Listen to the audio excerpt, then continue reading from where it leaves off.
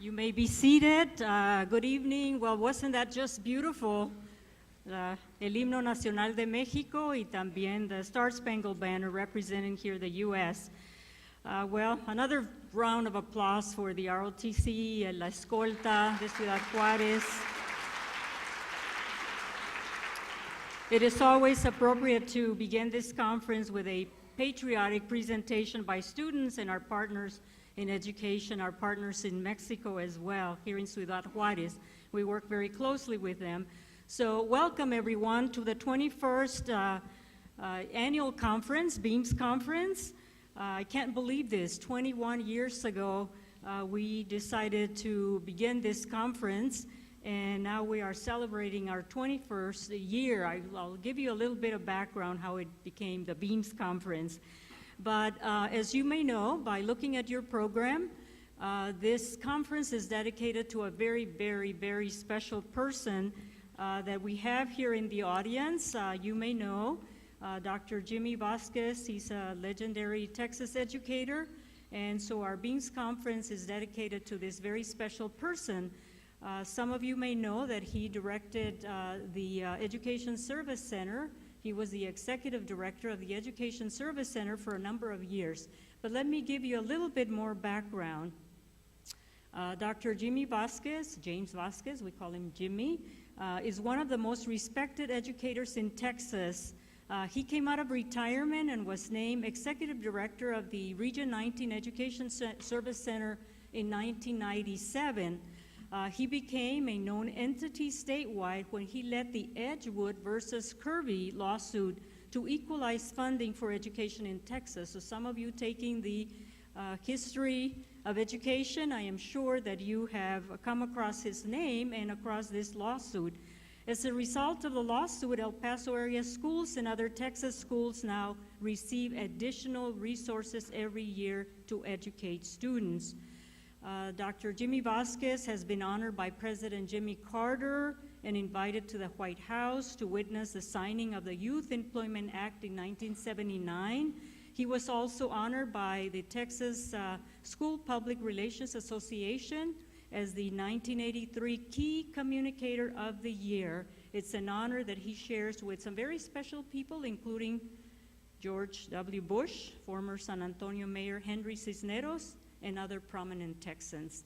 Dr. Vasquez received his baccalaureate and graduate degrees from St. Mary's University, Our Lady of the Lake, that are both in San Antonio, Texas. He has two sons, James Vasquez and Rene Vasquez, and a little grandson. So I'd like to invite Pauline Dow, my co-chair, to help me to do a presentation for Dr. Jimmy Vasquez. So will you please come forward?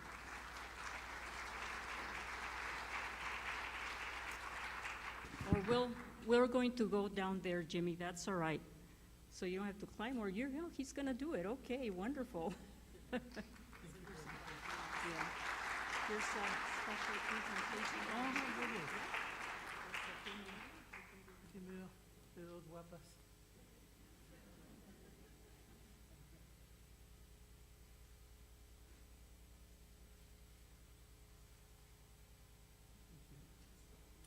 Thank you. That's beautiful. Thank you very much. I'm not only feel honored, but I'm very surprised. I was supposed to be at a forum last night, and I got a little under the weather and I wasn't able to make it. So I told my wife, I got to go today. And I'm glad I did, because this is totally unexpected. I mean that sincerely. And she said, "Estás loco.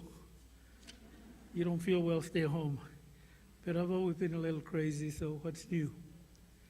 I am so honored. Bilingual education has been something that I've been involved since 1963, which means that most of you were not even born yet. It's been a long time.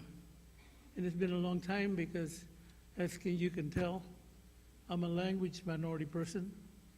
I lived in el barrio de San Antonio on the west side, en la mera mata, como dicen en San Antonio. And I realized early in my education there was a lot missing, because I was a language minority kid. And they put me in the lowest classes. They put me in the classes where you're not supposed to ever even graduate from high school. Matter of fact, out of my sixth grade class, only 3 of us graduated from high school. So the battle continues, though. We started the equity lawsuit for the same reason, that we think that our children have been left out of the mainstream for so long, and that the passion to fight that battle continues even today. Edgewood started the lawsuit in 1963, and here it is, 2014, and it's back in court. And the only reason it's back in court is because of who will benefit the most from equalizing education. If the larger majority of the state was being treated this way, this would create chaos in this state. It would not be allowed to occur. But since it affects a segment of our population, it continues to be a battle. And I charge all of you young people that are here for you to stay engaged with forwarding the concept of what bilingual education started, what the issue of equity is all about, and that you have a moral obligation to the children that you teach, much more than a legal one, a moral one. And that ties you by your heart to the children that you work with. I'm deeply, deeply honored. I still don't know how to act as a retired person. After working in the schools for 53 years, it is very difficult to stop. You know, I still get up at 5 in the morning, Chelsea, and I want to get dressed. I want to put on my tie, and then I realize I don't have anywhere to go. And that's not bad, you know. I go back to bed, sleep till 6:30, 7 o'clock, which is, you know, I get up, then I've overslept. For 53 years, I dedicated my life to public education. That hasn't changed. I'm as passionate about it today as I ever have been. And I invite all of you that you have this great obligation and that you have in you the potential to change things. And if we change things, everybody benefits. If you listened to the news last night, the commissioner was here talking about the demographics of Texas and how they're changing, and we have to do something about educating the minorities. We've been saying that for 51 years. I think he just discovered it. Somebody must have read it to him. So I can assure you that we do not have leadership at that level or at the state level except for you.